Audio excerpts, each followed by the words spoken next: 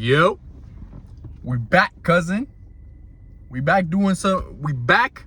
with some predictions though. We got UFC 322 coming up this Saturday. This video is brought to you by, I'm joking, there ain't no sponsor. But I got the fights right here on my second phone, you know what I mean?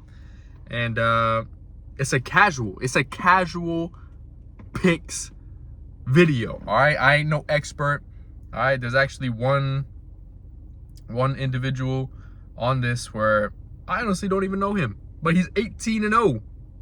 Crazy.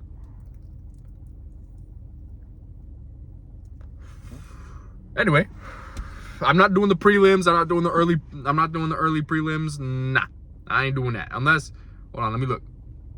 Okay, Bo Nickel is actually not on the main card. I thought he was gonna be. I thought he was supposed to be. Okay, I don't know. Yo, Mearshart, he has 20 losses. Yo. I'll do, you know what? For Bo Nickel versus Rodolfo Vieira, I don't know anything about this dude that he's fighting. But, I'll probably go with Bo Nickel, to be honest. RDR is, he's like that kind of ish. And he got Bo Nickel out of there. Easy work, low key. I'll go Bo Nickel on this one. Now, Beneil Dariush versus Benoit Saint-Denis. Benoit is coming off a great win against, I forget who he last fought. Who was his last win? Against Mauricio Ruffi. Yeah, a lot of people were saying that he was like that. The best fighting nerd other than Gene Silva, yes, other than Gene Silva is, damn, who was I about to say? Oh yeah, it's Carlos Prates, who I'll get to later on. That one's probably the hardest fight to, actually no, all of these fights are pretty tough. They're pretty tough to predict.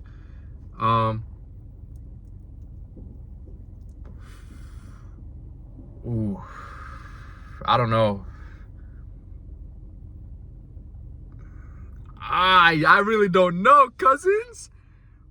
Benoit Saint-Denis is coming off a great dominant win over Huffy. The last person Beneil beat was Renato Moicano, and that was a lackluster fight. I thought Renato was gonna knock him out, but he didn't.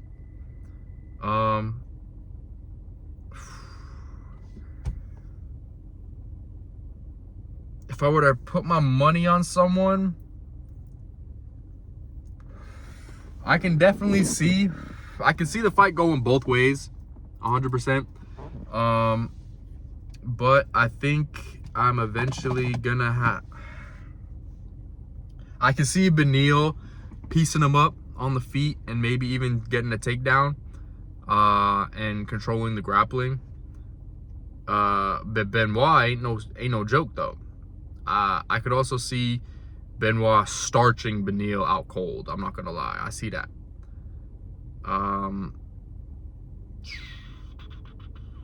I'll go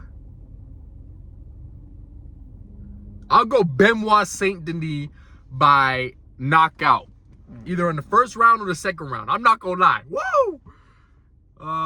Next fight is Leon Edwards versus Carlos Prates. Now,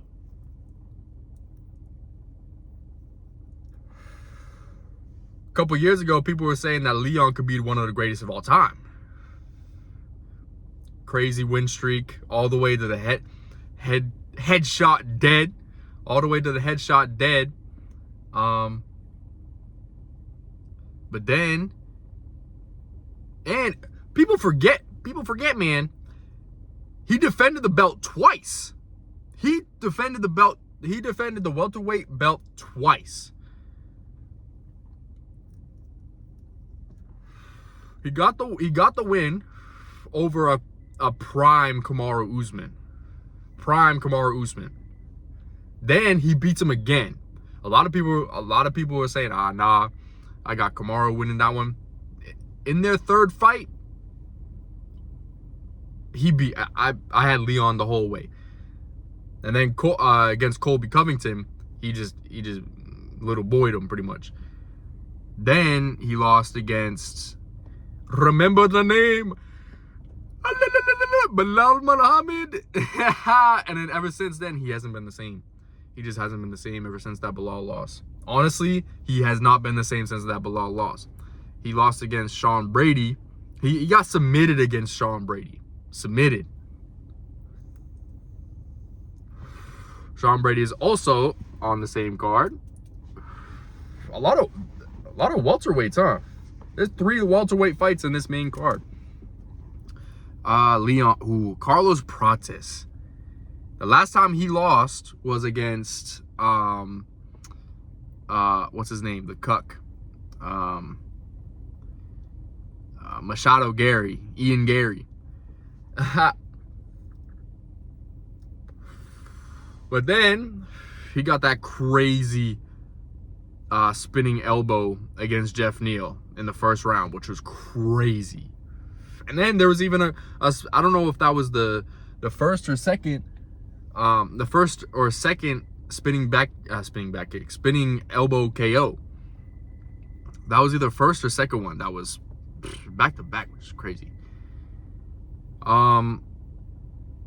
It's gonna be standing the whole time, pretty much. I'm assuming it's gonna be standing the whole time. Leon Edwards still ain't no joke on the feet. Against Sean Brady, he looked a little weird, which is strange. I don't know why, because that's his bread and butter, kickboxing. But they basically got the same record too, 22-5. Leon is 22-5, and then one no contest, and then Carlos is 22-7-0.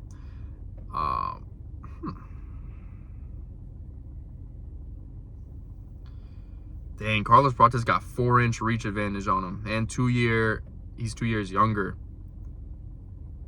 1 inch shorter. Damn.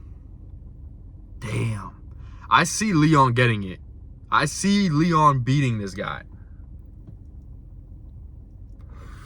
I really don't see Carlos Prates doing much to Leon on the feet. Now, then again, Leon did he almost got finished against Nate Diaz in the 5th round. He almost got finished by Nate Diaz in the 5th round. If Nate wasn't doing all the freaking taunting and all that, he would have finished him. He would have beat Leon Edwards, and then he probably would have stayed in the UFC. But nonetheless, I got Leon Edwards. I got Leon Edwards beating Carlos Prates. How? I think it's just going to be decision. I see him outpointing him. 100%. Next fight, Sean Brady versus Michael Morales. I do not know who Michael Morales is. He beat Gilbert Burns? I think I watched that.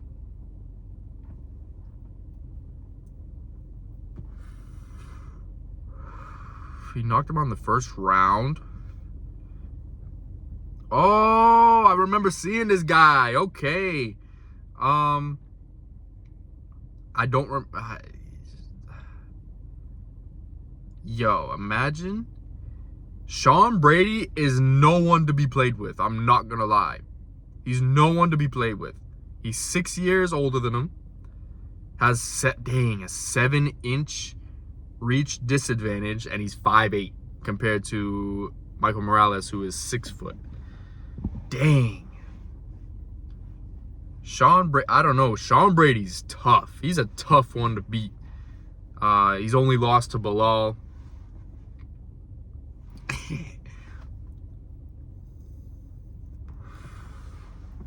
This guy's tough. He has a lot of experience on him, though. 6 years, that's a lot of experience. Even if you fight once a year, That's still 6 professional fights more within the span that they've been alive. So that's a heavy amount of experience.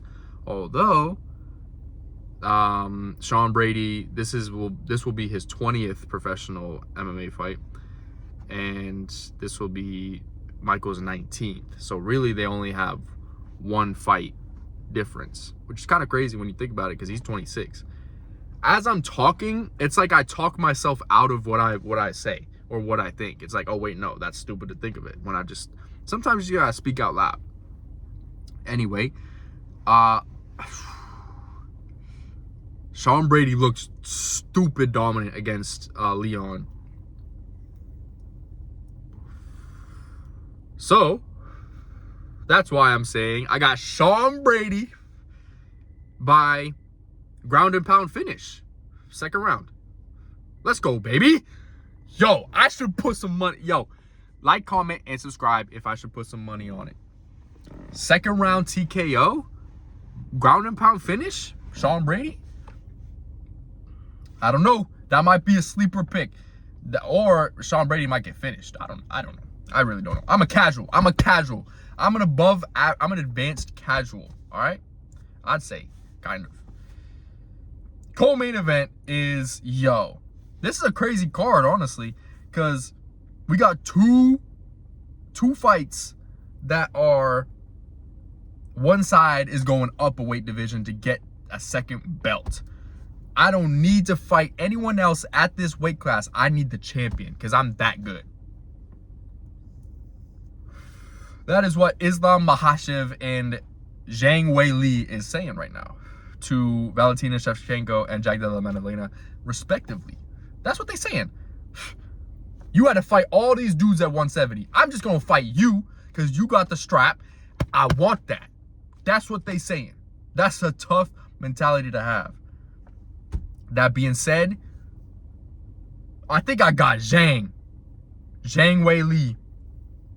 Dang, I'm just now thinking she got knocked out by Rose Namajunas, who I believe is fighting at 125 now. No, I'm bugging. But she still got knocked out by Rose. Rose is pretty small. Valentina Shevchenko is a dog, yo. She got 1 inch. Oh, wait, no. What? Oh, this is 125. Women flyweight. Don't listen to me. This is what I'm talking about. Okay. So she was 115 champ. Now she's trying to fight the 125 champ. Okay, so, okay. Yeah. I don't know. Valentina just recently got her belt back. Defended it, I believe, against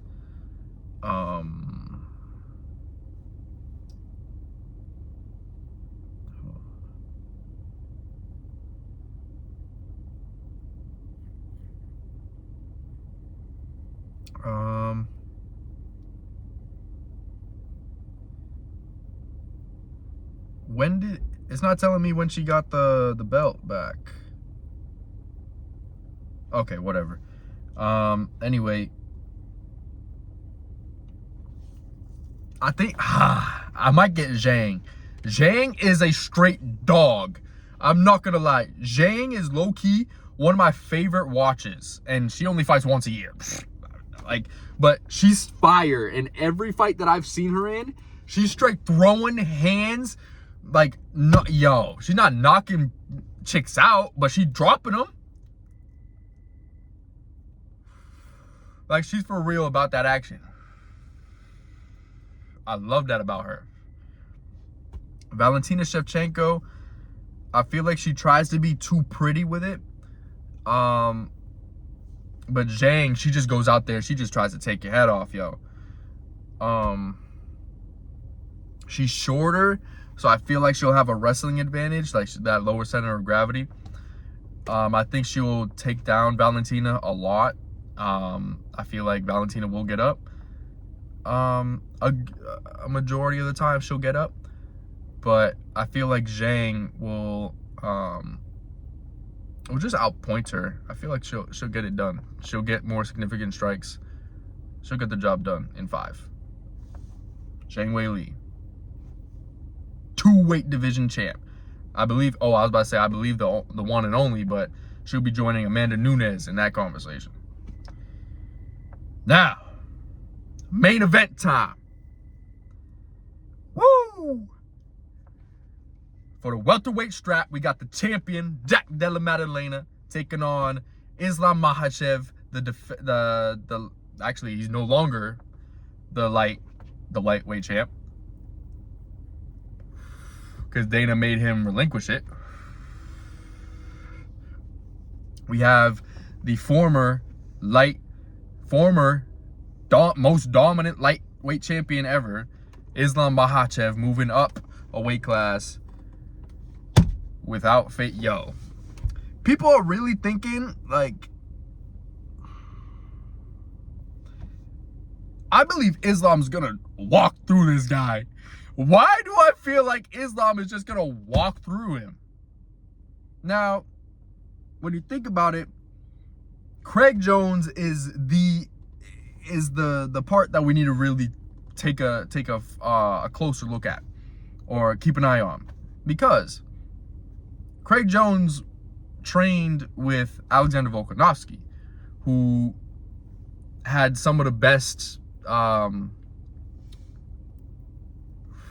who had some of the most success we've seen in the octagon, other than that one dude who knocked out Islam, his second fight in that UFC, or was it his first?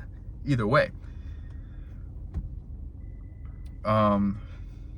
Dustin Poirier did give him some trouble with the striking, but he subbed him, which is interesting because Islam is such an interesting case because he struggled a lot with Alexander Volkanovski, and that does have to do with Craig Jones. Craig Jones is one of the greatest grapplers to have ever lived.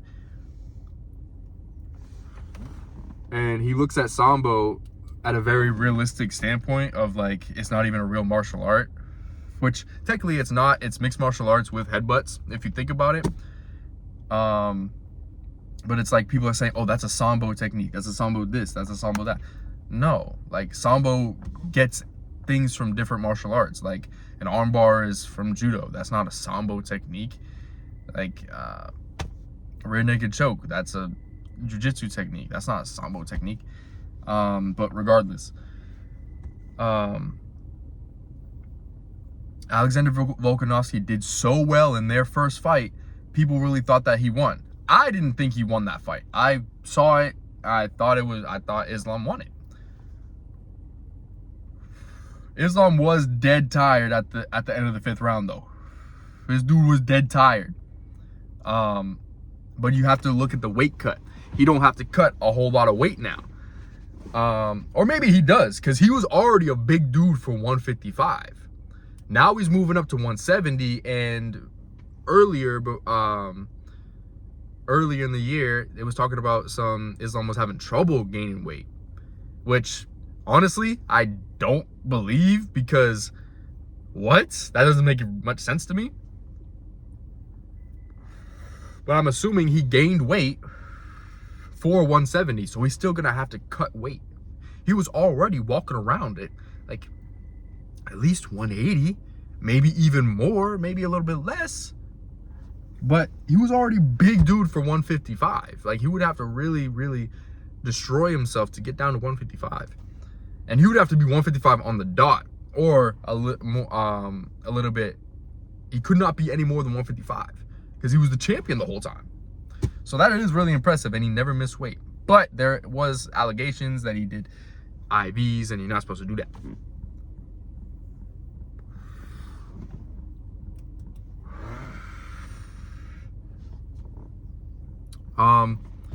But that being said, Alexander Volkanovski did super, super well in the first fight. He did end up losing, though. Now, Jack Della Maddalena has Craig Jones in his corner, and he was training with him the whole time. That's going to be tough. And he defended all of Bilal's takedowns. Now we have to look at it. People are like, "Oh, Islam's a 155er," but you have to realize Jack Della Maddalena isn't the biggest 170er either, anyways. So that doesn't matter. Islam was big for 155. Now he did gain weight, regardless of how much weight he wanted to gain. That could have been the factor. Like, oh, I didn't gain as much weight as I wanted. So that's what I call it, that having trouble gaining weight. He still gained muscle. He's still bigger.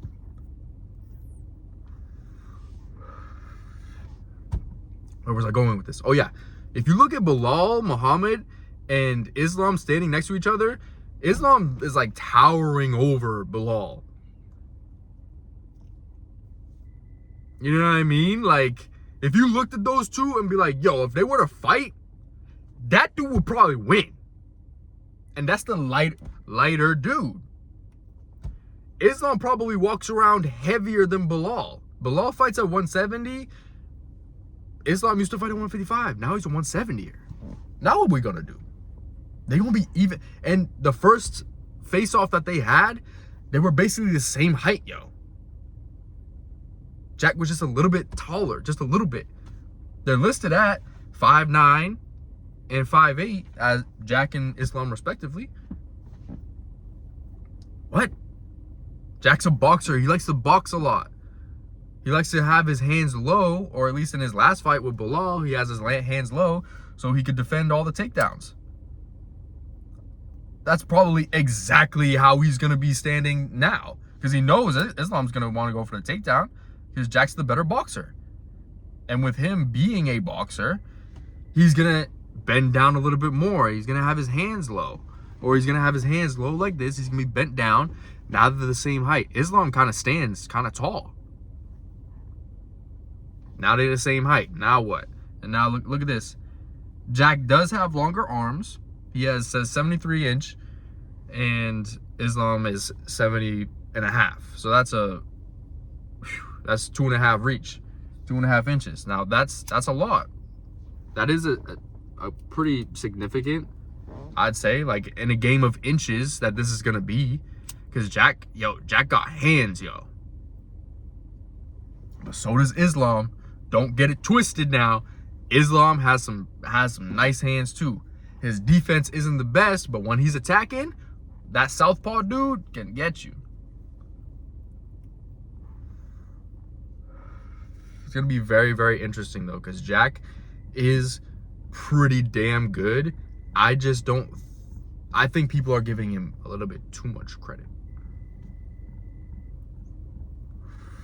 Like, if you look at the dudes that he's beaten, they're not the same caliber of fighter as Dustin Poirier, as who else?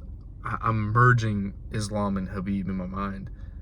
Islam never fought Justin Gaethje. He fought Dustin Poirier.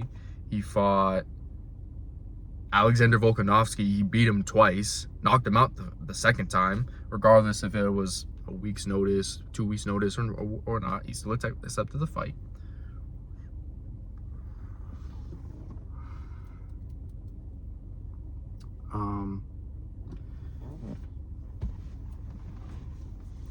Like, Islam can beat Gilbert Burns. Islam can beat Bilal Muhammad, in my opinion. Islam can beat, I don't know, anyone else. Islam can beat Kevin Holland. Yo, Islam can. I would put my money on Islam to beat these guys. Am I glazing? No. Like, yo, Islam is genuinely like one of the greatest. Yo, he's one of the GOATs, yo. You can't deny that. Like, and of course, Jack Della Maddalena can beat the guys that, I mean, well, maybe not. That's the thing, though. Like, Jack Della Maddalena could probably beat the guys that Islam has beaten, too. Oh, yeah. Jack Della Maddalena hasn't fought a caliber, like, a fighter as good as Charles Oliveira to get the belt. He didn't submit Charles Oliveira. He didn't do that. It's not like he finished Bilal. He didn't knock him out. He didn't submit him. Islam said, I'm going to finish you, brother. Brother, I'm going to submit you. And he did it. After knocking him down. Now, Charles Oliveira, he was fighting stupid. That fight, I don't know what he was doing. But, let's see, who else? He's fought so many different people, and he's like, he's whooped them all. Alexander Volkanovski, Dustin Poirier, Charles Oliveira, like already 3 crazy names.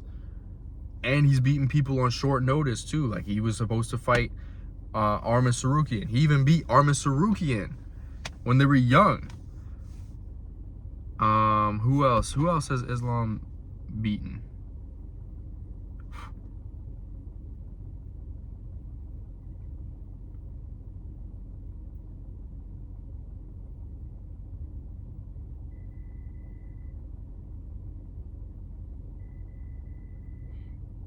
Like Drew Dober, Dan Hooker, Thiago Moises, but like Bobby Green.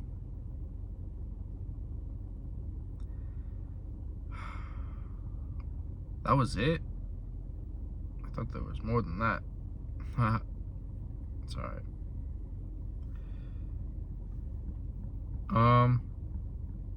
But yeah, honestly, I got Islam, yo. I got Islam. I think with the weight, he's gonna be able to take the punches a little bit better because he low-key is a little chinny. He's a little chinny. Even though he's only been chinned once, he still gets hurt and rocked. But regardless, I got Islam. I got Islam to beat Jack Della Maddalena. I think he's going to be able to wear and tear on him. Oh,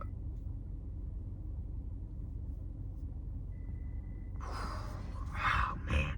See, I'm just thinking, it's just like different scenarios going in my head. I don't know. Jack got hands, and he switched his stances too. He got hands and can from both sides. So he's going to be doing that. He's going to see which side Islam wants him to fight in. And he's going to be like, okay, I'll switch. Boom, boom, boom, boom. I'll do what I need to do. Then again, Islam can fight people from both sides. He's been doing it his whole career. Dustin Poirier, who is a southpaw, who he kind of struggled with. So if Jack Della Maddalena stays in southpaw, which he tends to do, he might pick him apart. If he's picking him apart and also stuffing takedowns as well, Islam might get tired. So, it all depends on if Islam can take damage, because his boxing defense isn't the greatest. And Jack's a great boxer, so, and it's probably going to be standing a lot. Islam's going to struggle for takedowns, but once he gets it,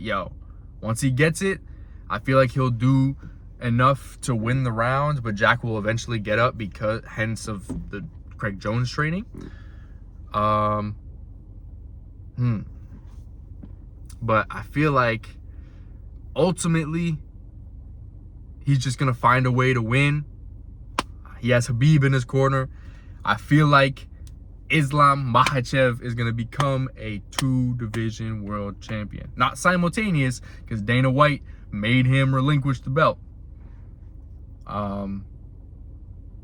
Which is crazy. I think it's like, it's so crazy how... I'm not even going to talk about that in this video. But yeah, I got Islam Makhachev winning. In this half-hour-long video, I got Islam Makhachev winning. Becoming a 2-division world champion. Those are my picks. If you listened all the way through and you picked every single fight to win exactly like that, let me know how it went in the comments below. And I'll catch you on the flip side, cousins.